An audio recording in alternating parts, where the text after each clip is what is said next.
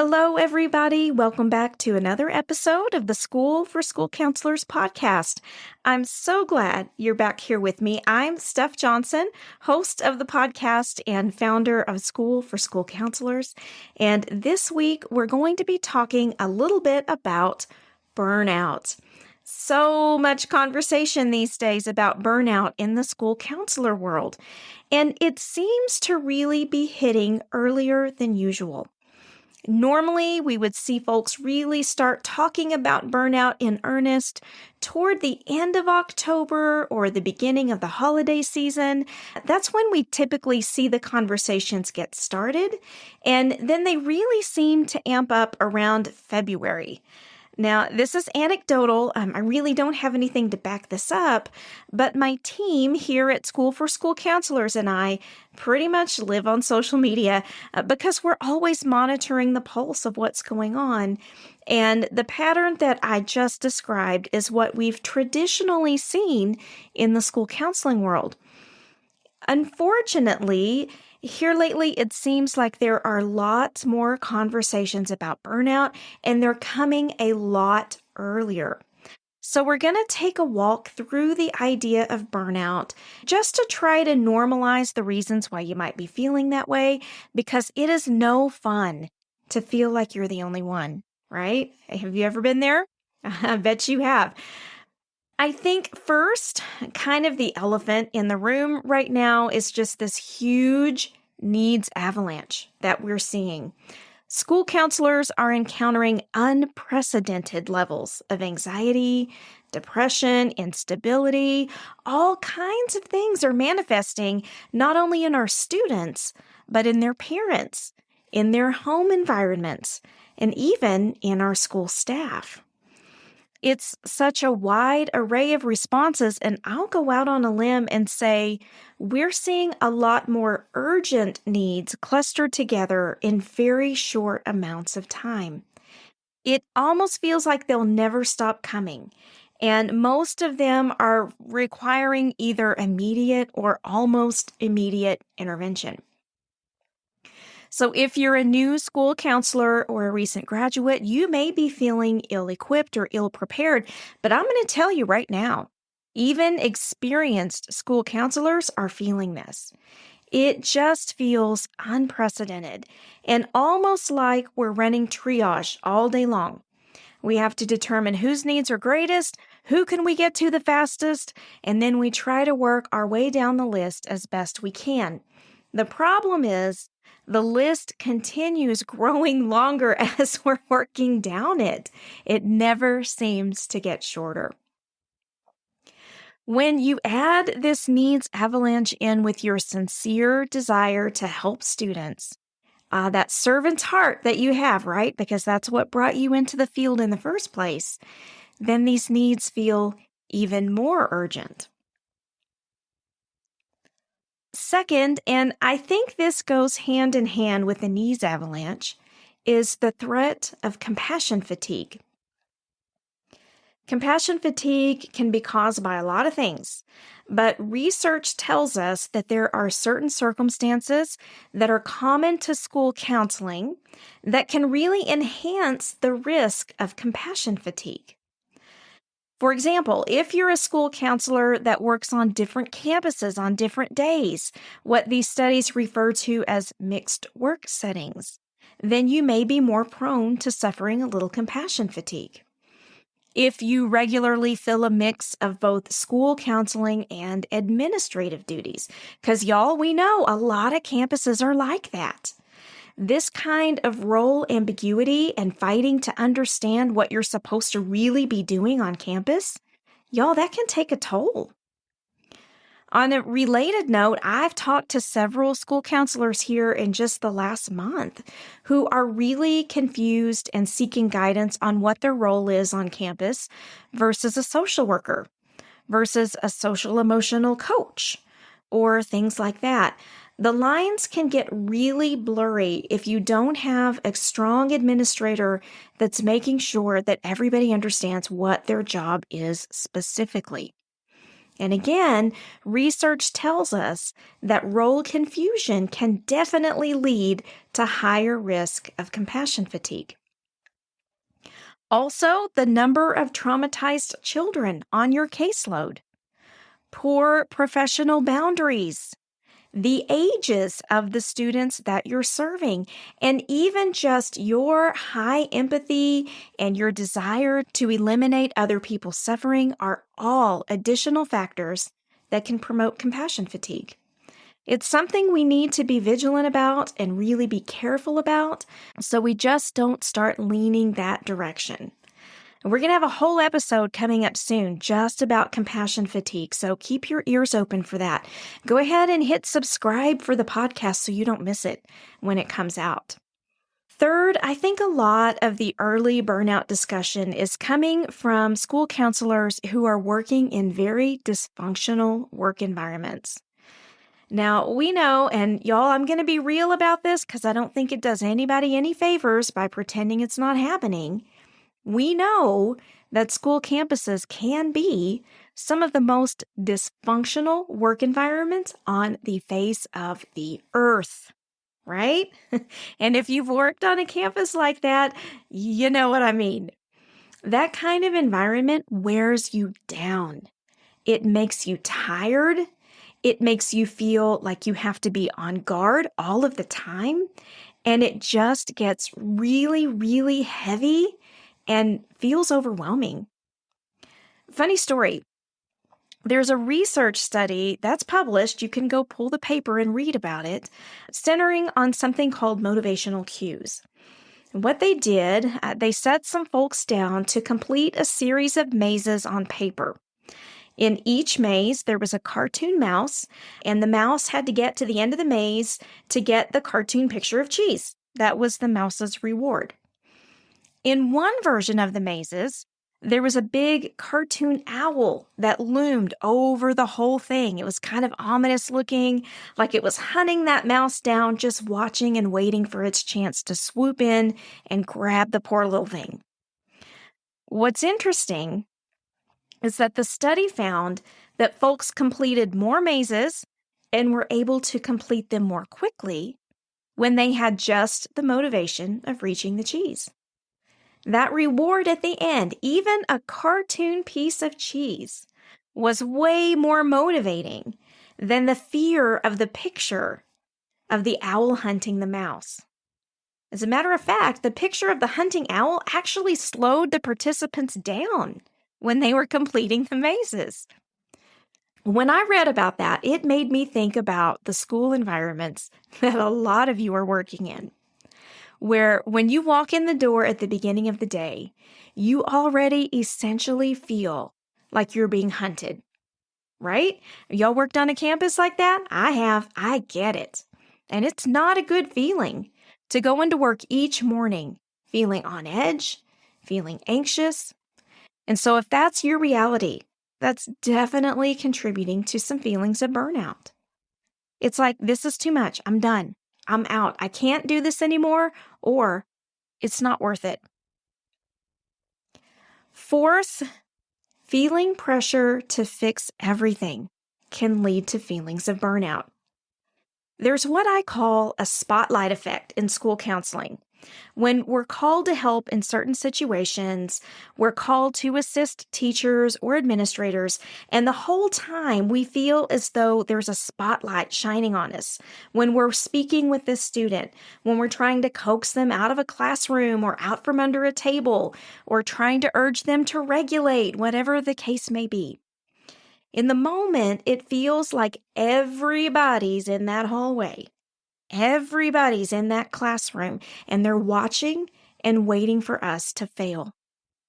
Now, they may not be really doing that, and they probably aren't, but that's what it feels like. Every time you answer a call on your walkie, you know that's what it's going to feel like. Almost like you're being judged for the outcome, like it's a test each and every time. Ever feel like that? Now, multiply it by however many requests for assistance you get in a day, and it's easy to see how quickly that can get absolutely exhausting. I think too that because we're people persons, how do you say that? I think most of us really just want to be liked by everybody. We want them to appreciate us, and we perhaps secretly desire to be recognized for our expertise on campus, right? We've worked hard to acquire our education and our skills. It would be nice to have that recognized.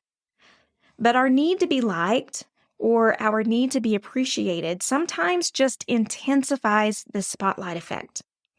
We slip into a perfection paradox. We feel like we have to be perfect all the time, even though we know that's not possible.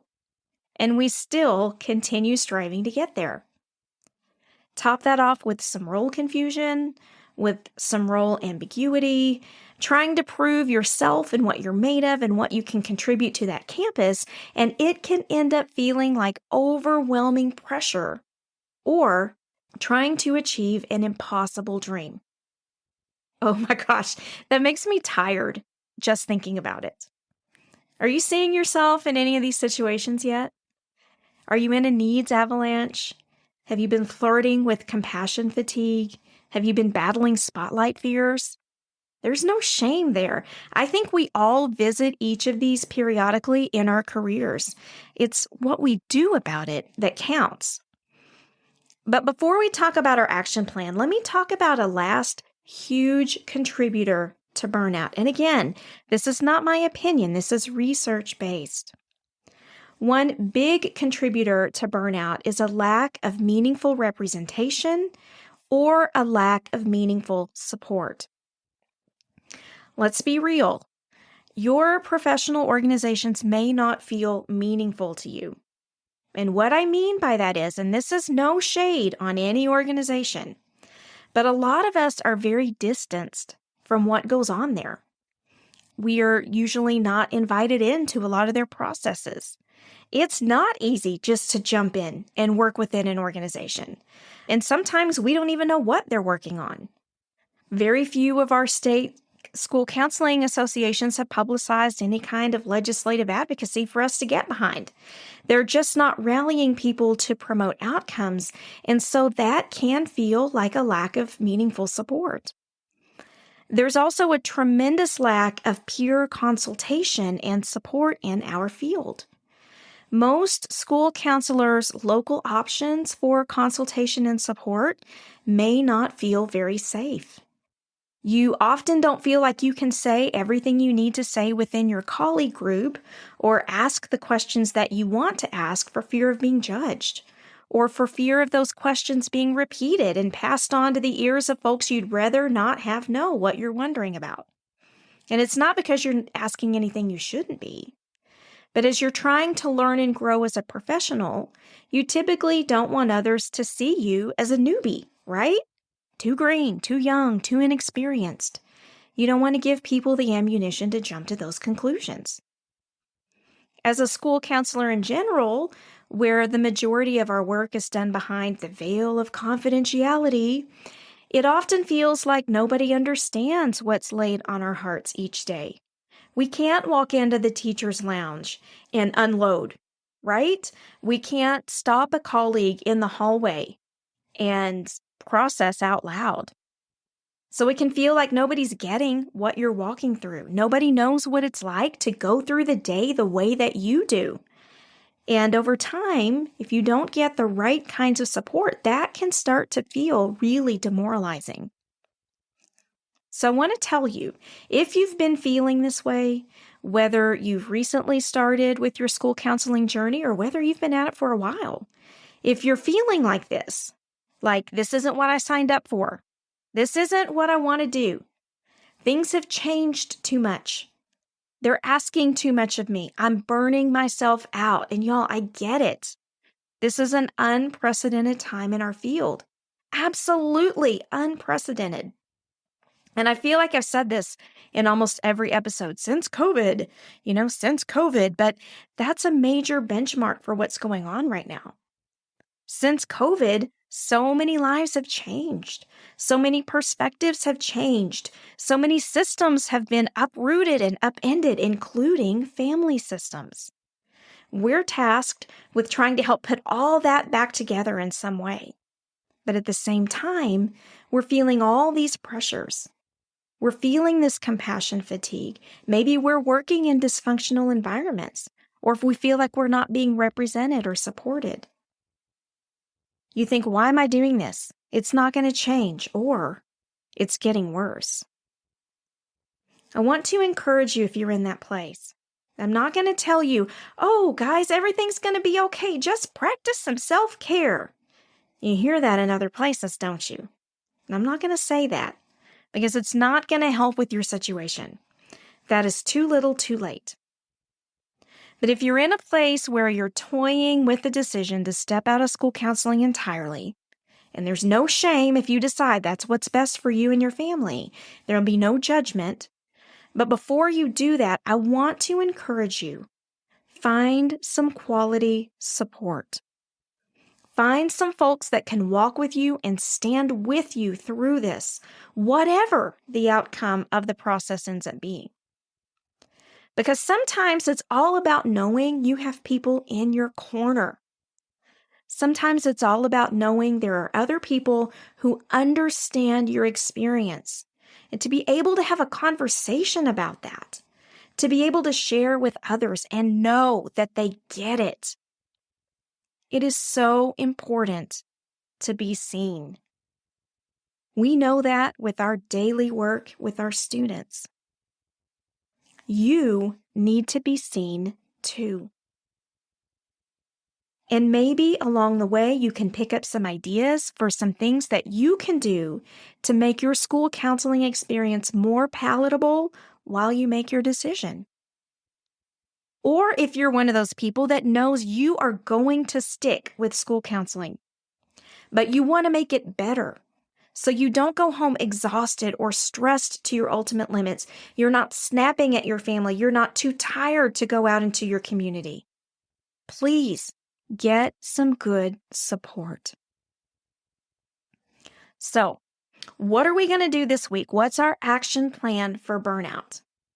Number 1, when we address that needs avalanche, we've got to make sure that we have our thumb on best practices and good, reliable resources for serving students. We need to have a personal go file of what works for us without wading through the social media wilderness, without wading through teachers pay teachers land. We don't want to be doing any of that stuff right now. And there's some great stuff out there, don't get me wrong, but you need to conserve your mental energy. Things like icebreaker activities, go-to activities that can work for a multitude of needs, or even better, a practiced approach to working with your students that doesn't require many supplies at all. If you don't have any go-tos yet, or you don't know what you like, come join us in our School for School Counselors Mastermind. I'm going to start doing some posts once a week in our private mastermind community to show some of my favorite tools in my counseling office and how I use them. Everything in my office is very carefully curated. If it doesn't serve multiple functions, then it doesn't get to live there. That's just how I help conserve my mental bandwidth. So I'm going to be showing some of those, and I'm going to be showing how I work with them and how they can apply to many different things. And I'm sure as I'm showing them, our members are going to be adding their ideas as well, because they're just about the smartest people on the planet. It's going to be a really, really great idea exchange, and it can really get you thinking about what you want to include in your go-tos. Also, you can begin working to make sure you have a defined approach ready when you're working with students. If you want to be solution-focused, for example, which is what I recommend to all school counselors, go begin building a foundation in solution-focused counseling skills, or whatever your approach of choice is, so that you're not sitting across from a student thinking, oh my gosh, what do I do now? Have you been there? By the way, I'm laughing, you can tell. I have been there more than once. But those kinds of situations add to your stress level. And so if you have a solid foundational approach, it will help alleviate some of those mental gymnastics. Third, find your safe space. You need a safe space to process. You need a safe space to talk through the issues that could ultimately lead you into compassion fatigue. You need safe opportunities to talk through navigating a dysfunctional work environment or how to work with a difficult principal. Maybe get some support in feeling like you don't have to be the hero every day. I think we seriously underestimate in counseling what a difference that makes for us as professionals. We want to pretend like we can work as islands unto ourselves. But y'all, I'm telling you, that's not the way to do it. And as I'm talking, I really kind of feel like this is starting to turn into a commercial for our school counselors mastermind, but that really is not the intention. I just believe in it so much because we've had so many school counseling members in there tell us how transformational the experience has been for them, and I want that for everybody. So if you're interested, no pressure, hop on over schoolforschoolcounselors.com/mastermind. Check it out for a month or two. See if it's what you need, what you like, what you can learn. See if it checks the boxes for you, and if not, leave. We're not going to pressure you to stay around if it's not helping you. It takes one button to leave, but we do want to be of service to you while you're there. We want to support you. We want to learn about you and get to know you because that's truly where we feel we find our strength. We find our strength in each other. And as we always say around here, we are stronger and smarter together. So I hope that was helpful to you. If nothing else, just to validate some reasons why you may be fearing you're in burnout, because I promise you, you are not the only one. In the next few podcast episodes, we're going to be going more in depth into burnout. We're going to be talking a lot about what you can do about burnout, more specifically, what it looks like, and what the differences are between just being stressed out and being burned out. So I really want to encourage you, if this is a topic that's near and dear to your heart, there are two things you need to do. Number one, go to Apple Podcasts and subscribe. Then number two, leave us a review. Help us spread the word so that other school counselors can learn about this podcast, can access the information, and can feel supported themselves. That's the whole reason this thing exists. And then if you want to go next level and it's on your heart, share the podcast with a colleague. Share it in your social media. Send an email link because we want to support and lift up any school counselor that needs it. That's our dream, and it's an important piece of our large-scale plan for mass advocacy. Y'all, we're building that direction. We want you with us. We want you on the train. So when we reach our destination, you can say, I remember when they first started getting this School for School Counselors train rolling, and I was in the first car. So again, check us out, schoolforschoolcounselors.com/mastermind. It's a game changer, I promise you. We work our guts out over there for you with all kinds of modules, information, support, consultation chats, and we even have right now some workshops on solution-focused counseling. We've got some basics of the approach for those of you that haven't worked in it very long, and we're going to be bringing some advanced techniques into the group as well. So we're going to show you some ways that you can really expand your work in solution-focused counseling and really effectively use that paradigm to support students. It's so super powerful. Also, we're hosting a free event coming up soon for those of you listening to this episode close to the release date. Our 8 Habits of Amazing School Counselors is happening October 20th. And it is going to be an amazing time, not only getting great ideas and motivation for the school year, but also experiencing the vibe of what it's like to be inside our mastermind. You can sign up for the free 8 Habits event by going to schoolforschoolcounselors.com/8habits. And we're using the number 8 there, not spelling it out, the number 8. schoolforschoolcounselors.com/8habits. Get your free ticket into that event. It is going to be a blast. All right. Well, until I talk with you next week, I hope you have the chance to compile your go-to resources, select your primary foundational approach, and find a place somewhere where you can receive meaningful consultation and support. I'll be back with some more thoughts on burnout next week, but until then, know I am rooting for you. Sign up for the 8 Habits of Amazing School Counselors or sign up for the School for School Counselors Mastermind and have the best week ever. Y'all take care.